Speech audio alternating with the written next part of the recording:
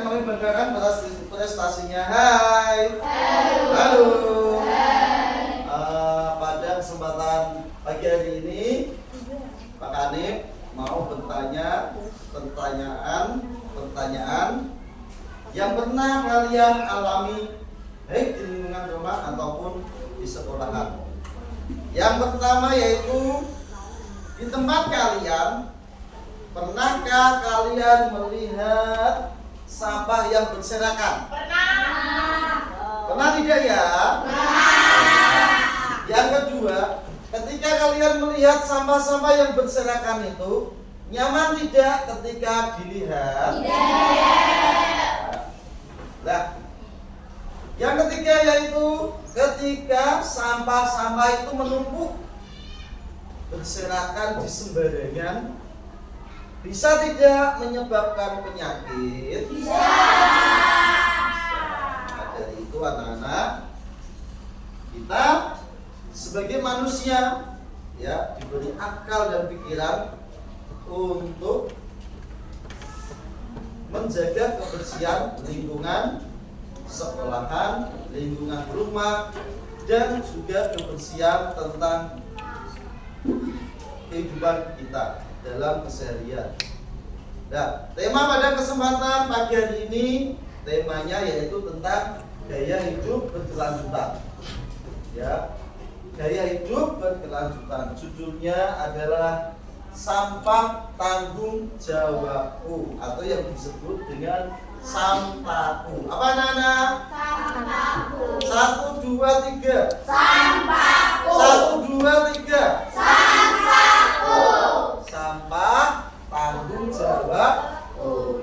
Proyek profil pelajar Pancasila di SD Negeri Sayung 3 ini tidak lain adalah tentang gaya hidup berkelanjutan, yaitu tentang slogan kita sampahku, sampah tanggung jawabku. Ini di SD Negeri Sayung. Di SD Negeri Sayung 3. SD Negeri Sayung 3.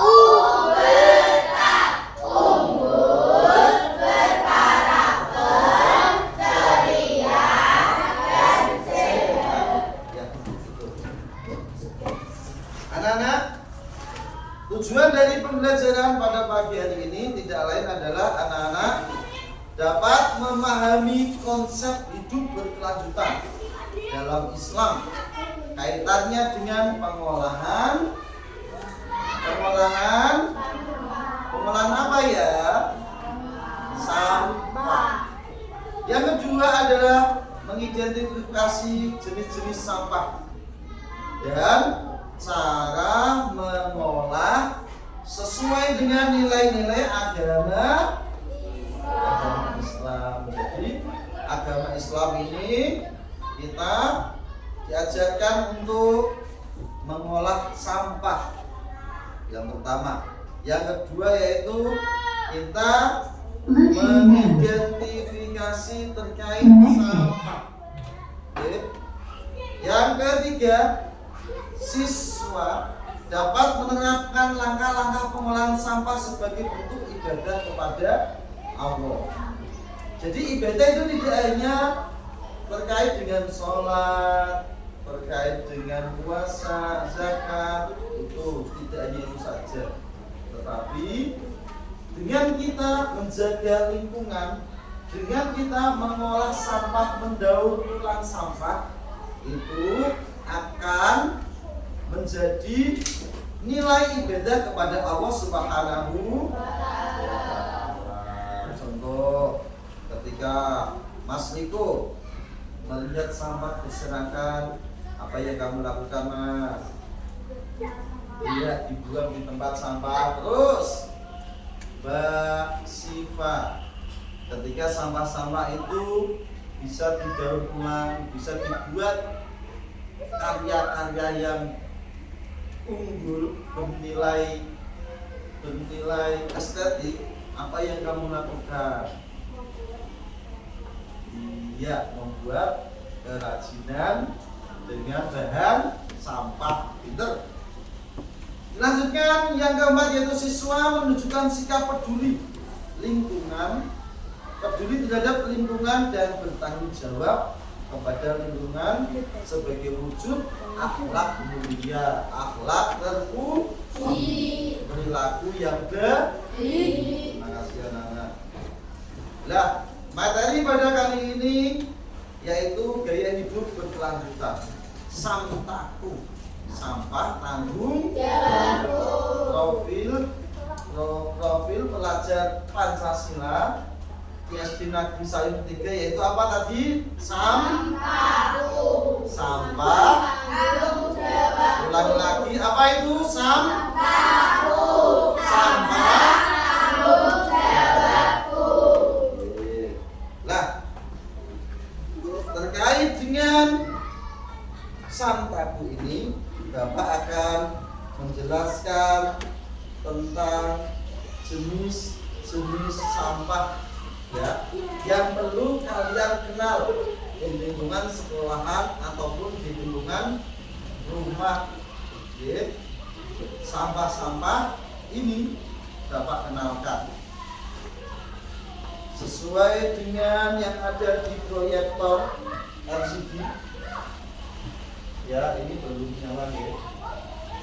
Belum nyala proyektornya. Ya. Itu ada jenis-jenis sampah. Jenis sampah ini dibagi menjadi dua anak-anak. Yang pertama apa ya Mbak Safi, Mbak Siva? Sampah organik. Sampah organik ini adalah sampah yang dapat terurai secara alami. Contohnya apa Mbak Yahya? Mbak Sisa makanan, Yahya. daun, dan kayu. Apa? Sisa makanan, daun, dan kayu. Iya, sisa-sisa makanan, daun, dan kayu itu bisa menjadi sampah organik. Sampah organik ini bisa dibuat untuk menyuburkan tanah, menyuburkan tanaman. Yang kedua yaitu sampah anorganik. Sampah anorganik ini adalah sampah yang sulit terurai. Contohnya apa? Siapa yang tahu ya? Oh ya, Mbak Siva. Iya, seperti kaca. Sampah kaca yang sudah pecah itu ketika menjadi sampah sulit untuk terurai menjadi tanah yang subur. Plastik, botol sulit untuk terurai. Kenapa? Karena itu bahan dari anorganik, sulit untuk terurai. Dilanjutkan dengan dampak dari sampah terhadap lingkungan kita. Dampaknya yang pertama yaitu apa ya? Ketika sampah menumpuk, apa Mas? Iya, dampak dari sampah yang menumpuk, dampak negatifnya apa ya? Dampak negatifnya menjadi kotor, menjadi sarang penyakit. Terus yang kedua yaitu tanah menjadi apa ketika sampah itu menumpuk? Iya, tanah menjadi tidak subur. Terus yang ketiga yaitu pencemaran air. Kamu lihat toh, air yang ada di lingkungan kita, di lingkungan sekolah kita, di sungai, airnya warnanya apa ya? Hitam. Itu tidak lain adalah karena dari sampah-sampah, baik sampah organik ataupun sampah non organik. Apalagi ditambah dengan limbah pabrik. Terus dilanjutkan solusi untuk mengatasi dampak dari sampah. Solusinya yang sekarang terkenal, yang sekarang baru diterapkan itu ada 3R. Apa anak-anak? 3R. 3R. Yang pertama adalah reduce. Reduce adalah kurangi penggunaan Ya, kurangi apa? Penggunaan dari plastik. Ya, dari plastik. Bagian-bagian dari plastik itu ketika kita menggunakan terus-menerus harus dikurangi biar tidak menumpuk sampah-sampah plastik. Ya. Yang kedua yaitu reduce. Gunakan daur ulang. Gunakan kembali barang-barang yang masih bisa dipakai. Contoh, botol kaca, kantong plastik. Jadi tidak harus beli yang baru. Itu. Nah, ini nanti yang akan kita terapkan pada pembelajaran proyek P5 ini.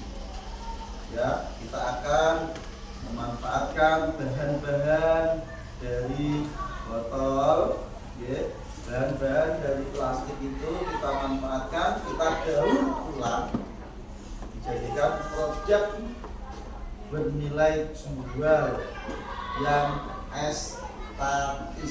estetis, ya. Yang ketiga yaitu recycle, yaitu daur ulang dengan memisahkan sampah-sampah berdasarkan jenisnya. Tuh.